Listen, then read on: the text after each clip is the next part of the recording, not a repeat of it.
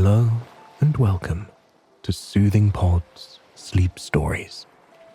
My name is Chris, and tonight I will be your guide as we sail across the sea and follow a map to Treasure Island, where the buried riches of a famed pirate await us. This classic retelling of Robert Louis Stevenson's novel will take us on board creaking ships, across sparkling seas, and to the sands of tropical islands to reach a night of peaceful rest. Before we begin, however, let us take a moment to relax and find peace and comfort in the place that we're in, here and now. Close your eyes and let your body sink into the soft, comfortable surface you are lying on. Allow yourself to drift off slowly, following the sound of my voice, as here and now there are no obligations and no responsibilities. There is no to-do list and no matters that need to be tended to. In the course of our seafaring journey, you will gradually relax and find peaceful and nourishing rest for your body and mind, with your eyes still closed and your body sinking deeper and deeper into the surface you are resting on. Try and imagine something with me, just for a moment. You are no longer in your room. Instead, you find yourself lying on a serene, empty beach. Overhead, the warm afternoon sun beams down on the sand around you, illuminating it in a sleepy, beautiful glow. It's the kind of afternoon sun that reminds you of long days on the beach. The time of day where everyone is ready to close their eyes and recover after mornings of splashing in the water and feeling those warm rays kiss their skin. With the beach all to yourself, you are really able to take in the beauty that is around you. Overhead, a palm tree sways gently in the breeze. You can hear the fronds dancing against one another, swishing as their green leaves meet and depart. As they do, the sunlight filtering through them changes, growing darker and lighter, swaying and dancing across your sun-kissed skin. Beyond the fronds of the peaceful palms, you see birds sailing through the clear, soft blue sky.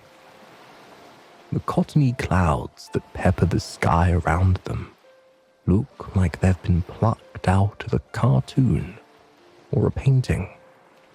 They're so fluffy, so perfectly white that they pop out against the deep blue sea behind them. The birds seem utterly at peace, sailing through the sky without a care in the world, drifting wherever the wind takes them. And you can truly feel the gentleness of the wind. It brushes against your warm skin, whisking away any heat that could be overwhelming and leaving you the absolutely perfect temperature. On the breeze, you can smell the aromas of this peaceful coastal world. The briny, invigorating smell of the ocean. The warm, coconut aroma of the palm trees and drinks in the restaurants on the shore. The smell of wildflowers growing on the cliffside, overlooking the sea, just on the other end of the cove you are cozied up on. And you can see that breeze in motion as well. It ripples across the surface of the stunning ocean, creating tiny ripples that spread and glide the opposite direction of the wave's motion. But the waves lapping against the sea, that is what makes you feel the most at peace. You watch them as they retreat into the ocean, making a calming, whooshing noise as they do so. Then you watch as they hesitate out in the ocean for a minute, preparing to shift their direction. Slowly, the waves begin to make their way back to shore. The crest of them is white, a mix of foam and mist that you can practically feel, no matter how far away the waves may be. They pick up speed as they reach the shore, and then, finally, they crash against the sand. As they crash, the calm waves create a gossamer of sea foam and mist, a refreshing haze that reminds you of the magic of the ocean. As the waves retreat, they leave behind foam that bubbles as it slowly disappears.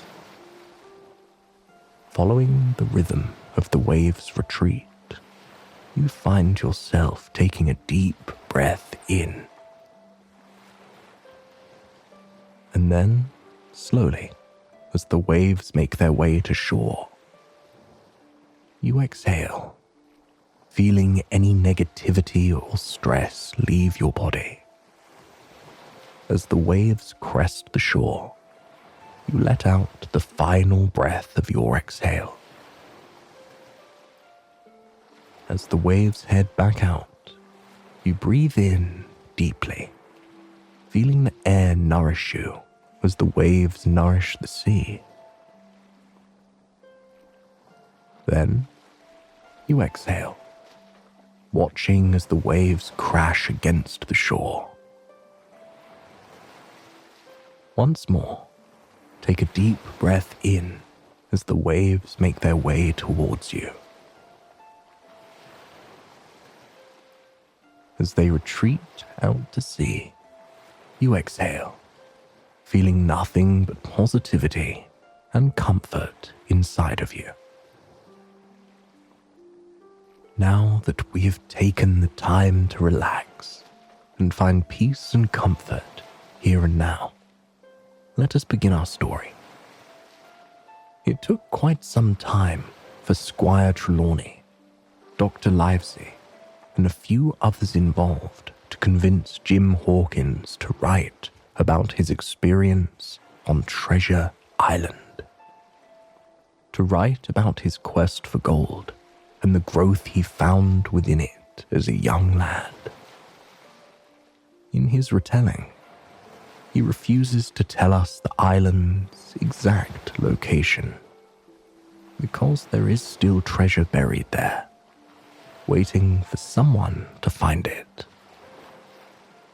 But the real story, the real beginning of the journey to Treasure Island, takes place on the coast of England on a dreary, cold night.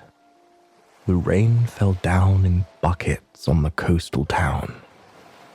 The downpour slicked the cobblestone streets and coursed between each stone, reflecting the light of the oil lamps flickering overhead. It was, by all accounts, a dim, unassuming day with little potential or opportunity.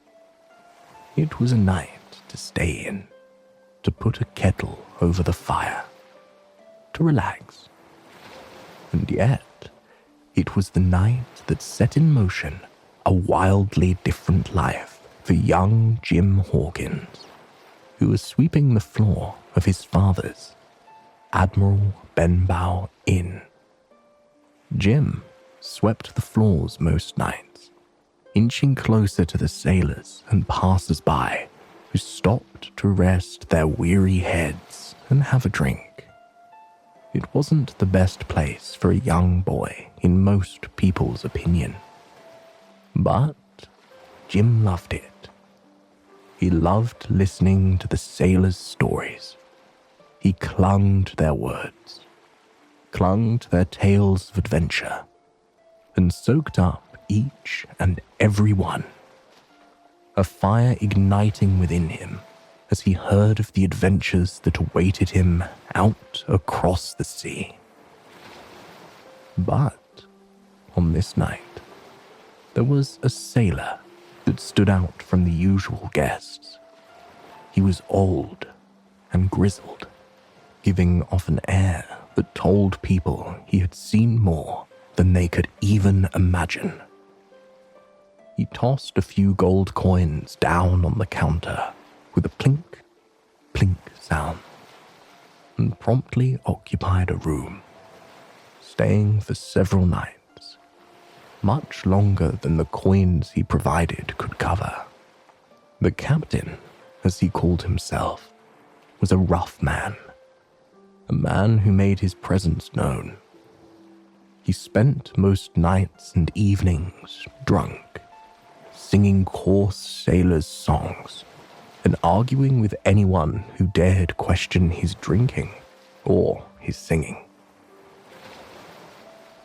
One night, the captain pulled Jim aside and handed him money, paying him to be on the lookout for a one-legged sailor.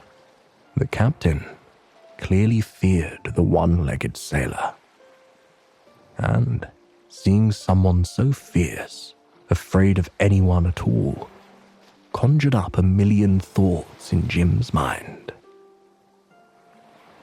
One evening, a man missing 2 fingers came into the inn. He asked for Billy Bones, his dear mate. After hearing Billy had a scar on his cheek, Jim knew instantly that he was referring to the captain who had taken up residence with them.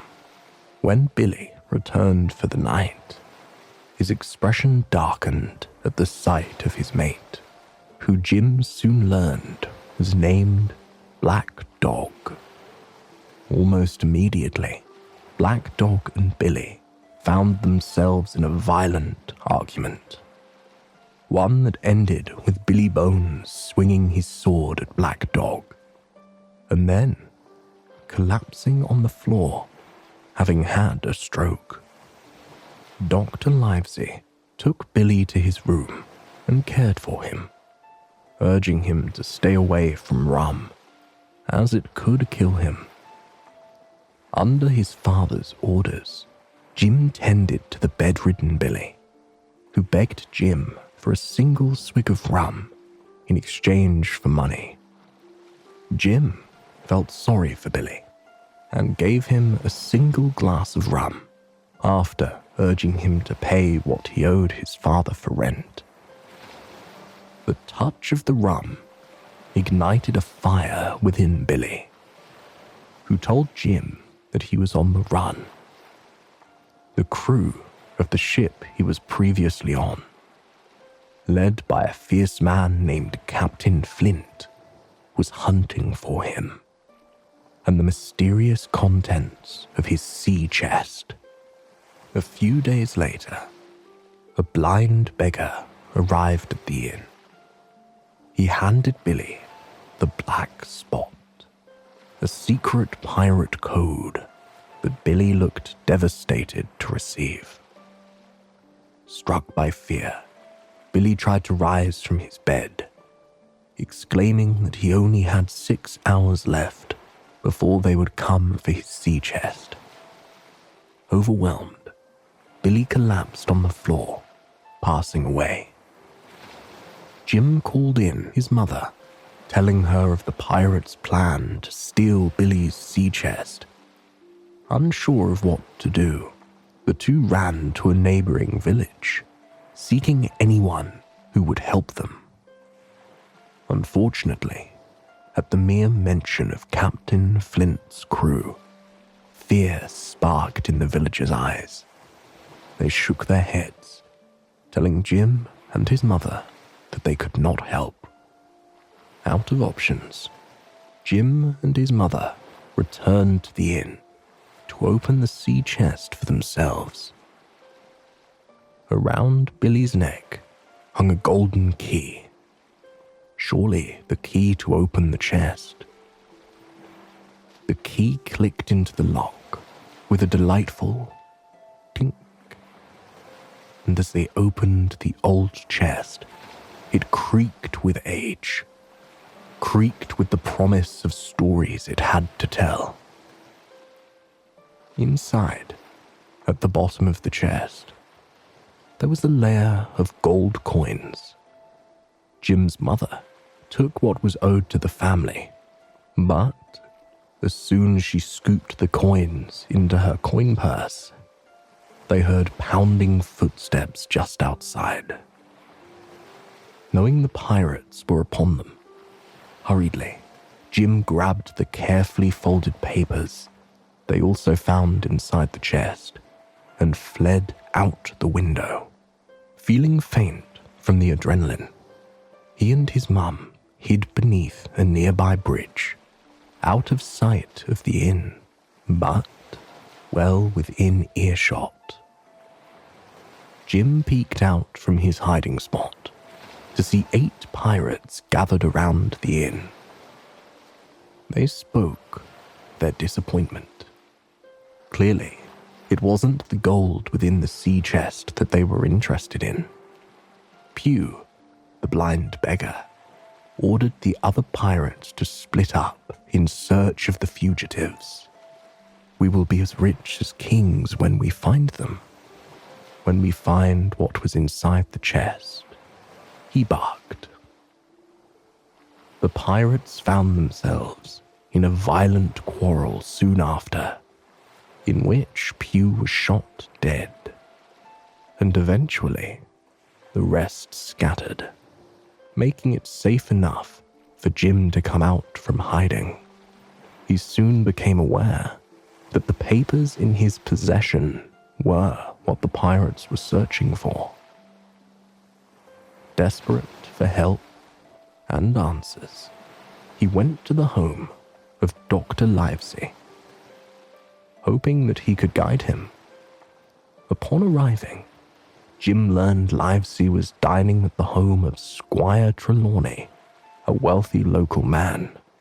Livesey and Trelawney investigated the papers. Surprised, Trelawney told young Jim that Captain Flint was a pirate more violent, more bloodthirsty, more hungry for riches than the infamous Blackbeard ever was. The papers were not just ordinary papers. They were a log of all the gold Flint had accumulated. Perhaps the most thrilling paper of all, however, was a map to an island where all of Flint's treasure was now buried. Livesey and Trelawney were overcome with excitement. This amount of gold would change all of their lives. They immediately began planning to set sail for the island, with Jim joining as their cabin boy. The group was sworn to secrecy, promising that the existence of the treasure would remain between them. Soon after, Livesey was able to secure them not only a ship, but a crew as well. The ship, named the Hispaniola, would be their home as they set sail for Treasure Island. Jim immediately takes notice of a guy called Long John Silver, a one-legged sailor who longed to experience life out on the sea just one more time, and agreed to serve as the crew's cook. Thrilled by the adventure that lay before him, Jim shared a tearful farewell with his mother, promising to come back a rich man and change their lives. As they set sail, Jim, Livesey, and Trelawney introduced themselves to Mr. Arrow, the first mate, who everyone liked from the start. The ship's captain, Captain Smollett, however, proved to be a negative, judgmental, and opinionated man. Smollett made the crew aware of his dislike for them, and his fear that their journey was doomed. He spoke briefly of nonsensical talk about a map and treasure, something that concerned Jim, Livesey, and Trelawney, as they suspected that their secret had somehow gotten out. As they journeyed further away from the green coastline, Jim was energized by the promise of what was before them, thrilled to feel like a pirate out at sea, to feel the mist in his hair and the wind in his face. However, things turned for the worse very quickly. Though Mr. Arrow seemed promising at first, things changed the moment the crew set sail. He drank wildly, and only a few nights into the trip, he completely vanished. The crew assumed he had fallen overboard in a drunken stupor, which left them to figure out how to reorganize their crew. However, Jim was not concerned. Rather, he was mesmerized by Silver, who was more of a pirate than anyone else, even missing a leg. He was able to swiftly make his way around the deck and keep things under control in a way that no one else could. In addition, his parrot, who he swore was 200 years old, was a delight to have aboard. For the first few weeks, the journey seemed to be going well. Trelawney and Smollett didn't particularly get along, but their frustration and negativity was kept to a minimum. Jim felt like he had finally found a life of adventure, a life of excitement, and he truly realized what an adventure he was on when, one day, he climbed into an apple barrel to retrieve an apple. Hidden inside the apple barrel, Jim was shocked to hear Silver talking with the other crew members he brought aboard. He regaled them with tales of his adventures with Captain Flint, sailing as one of his crew members. And soon, others chimed in. All of the crew members he brought aboard the ship were members of Flint's old crew, all pirates who knew of the treasure and were planning to take it for themselves. Silver bragged that even some of the other crew members have joined in on the plan, though a select few have refused. Jim was frozen in the barrel, unsure of what to do. He had no idea that Silver and the crew he brought aboard were conspiring against them. Surely, they would do anything to ensure the gold and riches went home with them, and not with Jim, Livesey, and Trelawney. Jim decided he had to do something before they reached land. But just as he was about to crawl out of the barrel, Land Ho was called from the upper deck. In the distance, the beautiful white sand beaches of Treasure Island sparkled. Smollett and the crew quickly got to work discussing where they would drop anchor. And as they did, Smollett unfurled a map. A map that Jim noticed did not contain an X where the treasure was buried, like his own did. Silver offered some advice, swearing he knew and loved the island well, having visited it multiple times. He winked at Jim, telling him the island was one of the most beautiful in the world. Pleased with Silver's knowledge of a good place to dock, Smollett congratulated the crew and urged everyone to get ready to dock at the island. A bit later, Jim managed to find Smollett and Trelawney below deck. Frantically, he warned them of what he had overheard. Trelawney was devastated, blaming himself for hiring the crew. Smollett helped everyone remain calm, urging them to stay on their toes and remain vigilant. Overhead, the sun glared down on the ship. The humidity simmered in the air. The landscape was wildly different from the subdued, rainy landscape of England. Smollett and Trelawney consulted with a few of the honest sailors, telling them of their plan to lead the crew ashore as a diversion and then reclaim the ship as their own. The honest sailors took the weapons and swore their loyalty to the captain. Wanting to help somehow, Jim climbed onto one of the pirates' boats, heading ashore with them. As soon as they landed on shore, he scrambled away from them, not wanting to be near them in case they saw through his intention. For a few moments, Jim journeyed around the island in a dreamy state. He had never seen anything quite as beautiful as this. The turquoise water and white sand were mesmerizing, and the palm trees swaying overhead brought him a sense of peace he had never experienced before.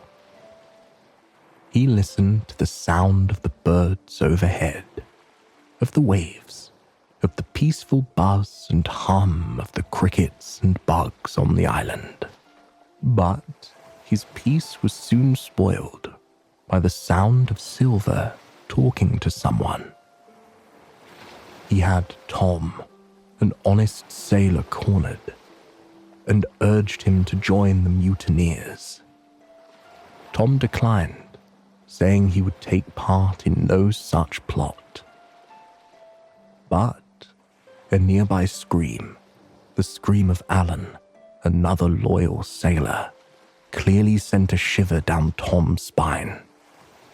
It was clear Tom was not making it off the island without joining the mutineers, and his refusal to do so would lead to his death. Terrified, Jim ran away from the scene as Silver attacked Tom. Desperate for safety somewhere, anywhere, Jim traveled deeper and deeper into the forest. In the distance, he saw the outline of a man leaning against a tree. He approached him, weapon in hand, and demanded to know who the man was. He responded that he was Ben Gunn, a man who had been marooned on the island for 3 years. He spoke with energy, in a nonsensical way that made Jim think he was losing his mind. Soon, however, Jim came to learn that Ben was once a member of Flint's crew, and he was very familiar with all the mutineers who were on the island now. Ben promised to help Jim locate the treasure in exchange for a safe trip home. 3 years ago, Ben was left behind on the island after a failed trip to retrieve the treasure. All he wanted was to return to his homeland. He told Jim that he had a boat and that he was well aware of the location of the treasure. Thrilled by this discovery, Jim joined Ben, happy to have an ally against these pirates. Aboard the ship, Captain Smollett, Trelawney, Livesey, and 2 loyal sailors, Tom and Abraham, decided to head for the island in hopes of rescuing Jim. As they rowed to shore, their anxiety began to rise. Soon, they were struck by a cannonball fired by Israel, one of the mutineers and an expert shot. Forced to abandon their provisions, they swam to shore. Instantly, they found themselves surrounded by gunfire and cannons from the mutineers. They feared for Jim's safety, but not for long. As night began to fall, Jim and Ben made their way to the stockade where the map crew was hiding, having followed the Union Jack flying above the stockade. Soon after, Silver approached with a flag of truce. He offered a ceasefire in exchange for the map that would lead to the location of the treasure. He promised that Smollett's crew would be able to return home. But Smollett refused. Furious, Silver stalked off, leaving the crew to wait, as they knew Silver would seek revenge after being rejected. The battle that ensued after was short-lived, but heart-pounding. Jim, Smollett, Livesey, and Trelawney all survived, having lost fewer crew members than the mutineers did. Driven by the spirit of the adventure and heroism, Jim took Ben's boat and paddled to the Hispaniola, cutting it loose from its anchor. On board the ship, he was surprised to find only the mutineer pirate Israel. After a brief fight, in which Jim sustained several superficial knife cuts, he was able to overcome Israel and escape the ship. When he returned to shore, however, he was shocked to find Silver and the pirates in the stockade where his crew had once been. Silver spoke to Jim fondly, telling him that Livesey was furious at Jim's desertion and gave Silver the map to the treasure. Jim was not hurt by these words, as he noticed something interesting about the mutineers. They were ready to become violent, and Silver was clearly having trouble managing them. Soon, Jim and Silver found themselves alone. Silver whispered to Jim, telling him that the men are close to yet another mutiny. In order to make it out of this alive, he and Jim needed to rely on each other. He urged Jim to pretend to be a hostage so he could gain control over his men once more, and Jim agreed. As Silver frantically tried to control his crew, Dr. Livesey came to tend to the pirates, part of the agreement he made when he handed over the map. Jim could feel Livesey's disapproval, but as Livesey tended to Jim's wounds, the two were able to talk. Jim revealed he knew the location of the Hispaniola, and that they could escape aboard it when the time was right. The next day, Silver and the crew set out in search of the treasure. Uneasy on their journey, the crew was even more put on edge at the sight of a skeleton with its arm outstretched, pointing toward the treasure. From the forest, Ben Gunn called out Captain Flint's last words in an eerily haunting tone, convincing them that his ghost was walking the island. Fearful and mistrusting, the crew finally came upon the treasure chest, only to discover it empty. Immediately, they turned on each other. Jim was relieved when Gunn, Livesey, and Trelawney swept in, striking down the pirates and taking Silver as prisoner. Jim came to learn that long ago, Gunn had found the treasure and brought it into his cave. Delighted to have found the riches, Jim and the loyal sailors boarded the Hispaniola with Gunn, Livesey, and Trelawney, setting sail for home. After stopping somewhere in Spanish America, Silver escaped, taking a bag of riches with him. Unbothered, the crew returned home, splitting up their riches back in Bristol. They looked upon the gold that they had gathered with smiles on their faces, knowing that the journey they took, the journey of a lifetime, was well worth it. I hope you have enjoyed this sleep story, and it has brought you a night of peaceful, restful sleep. Please, join me again tomorrow night for another sleep story. Until then, sweet dreams.